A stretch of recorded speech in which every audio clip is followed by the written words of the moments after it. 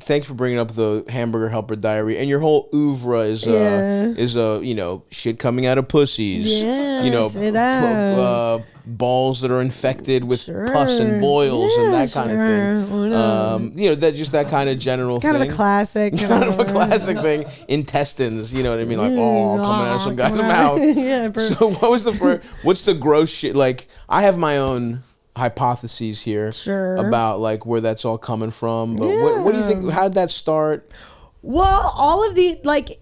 Is this still you getting rejected from theater 100%. Club or whatever? Well, all little kids like gross crap. True. Like it's like we all did like this at a certain point. Right. And I like basically 1,000,000% my entire life. That's why 30 has been such a like devastating blow to me. right. I've just tried desperately not to grow up my entire life a little bit in a way. Yeah. And so like, I mean, who are you talking to? Yeah, 100%. I'm nice on my Peter Pan shit myself. Of course. That's like I'm retaining like the things that are like, and especially with comedy, sorry for lack of a better term, gross out comedy is so fun because you get to play with the like making people laugh after they've been screaming. Yeah, for sure. So it's like it's just a fun, and a groan is fun. Like getting a whole crowd to groan is awesome. It is as rewarding as laughter. Yeah. And so it's just like screaming like, oh, what the fuck? Stop. It's just awesome. And so I think a lot of like,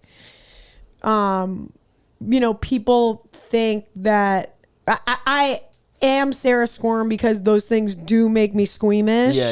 It's even not you. like, I'm You're not. not like the queen of it. You're like, yes. Yeah, no, it's like diarrhea. I love when I have diarrhea. One diarrhea, please, for me. So it's just fun. It's like, there's like a whole range of it's just fun to play with it. Yeah, I get it. It's fun to play with doo-doo. Yeah. But that's why it was interesting for me to hear you talk about almost wanting to fuck Brendan Fraser in George of the Jungle. Because, like, people might look at that as a horny way to do comedy, but to me, that's, like, anti-horny. You know what I mean? Like, the gross out stuff, like the body stuff. To me, that's like bodies and butts are disgusting. And dicks and pussies are so gross. Yes. I'm scared of them. Yeah, I am a prude. Yeah. And it's like I was a little Jewish girl who grew up on Long Island feeling disgusting and all. It's like it's like I'm very transparent, as clear as day. It's like I was an ugly little Jewish girl with too many pubes, sweating too much in class.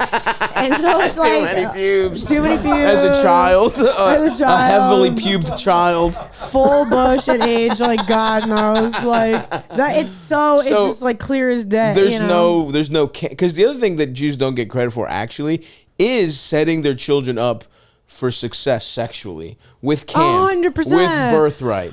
All this kind of stuff, like, and I think it was like sexually traumatizing growing up in and like I went to a high school where girls would get like God bless, go with God, do whatever you want, but like they were getting nose jobs when they were 13, and so it's like the medical trauma of like kind of growing up. Shit. So it's like people being like, oh, where does this body horror stuff come from? It's like like I literally was just like conscious at a young age of like someone like medically surgery, getting like of surgery like and like if you're worried about your body, it's like, well, you go into camp and everyone's jacking people off in here. You're gonna get your clit jackhammered at age 12.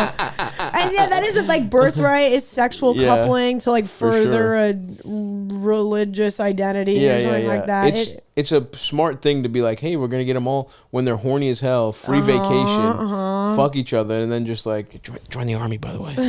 Real quick, just join the army. And like bar mitzvahs kind of also have like you're like staying up late partying all night in like a sexy little slutty dress. Everyone's dressed cute. No, that's very true. They're smart about that. So we're talking no jacking people off in at camp? Nothing? None of that? Way. I was like, the name Sarah Squirm comes like my group of friends of mine in high school were like making fun of me for being like ugly and gross and bizarre, weird, and like would call me Squirm. These are friends. And these are friends. These are friends. And they do feel like they own my identity now that they came up with that nickname. Yeah. Oh, interesting. But so it's like, it's like kind of a like, not like I reclaimed an identity, but it's your Squirm is your N-word. You get to say it. It's mine. You take now. the power back. Well, even though and I'm not you do even say the Squirm N-word anymore. Yeah, famously. Well, I don't even actually. It's kind of sad. Like I'm not Squirm anymore because like now from on SNL I'm Sarah Sherman, and so now on like post I'm Sarah Sherman on everything. But Squirm is such an easy like trigger warning. It's like, you know what I mean? If you buy tickets to a show that's like Sarah Squirm, you're like, you know what you're getting into, as opposed to now it's like, like Sarah Sherman is kind of a nice name. Just a regular bitch name. I know. Well, it's because Sherman, it was Shmulyevich at Ellis Island. Shmulyevich? Yeah. That's a sick name. I know. Shmulyevich? It could have been. Sarah Shmulyevich? Sarah Shmuley, like. Sarah Shmuley. You got to change it, bro. I know. Sarah Shmules. I know. The Ellis Island of it. Damn.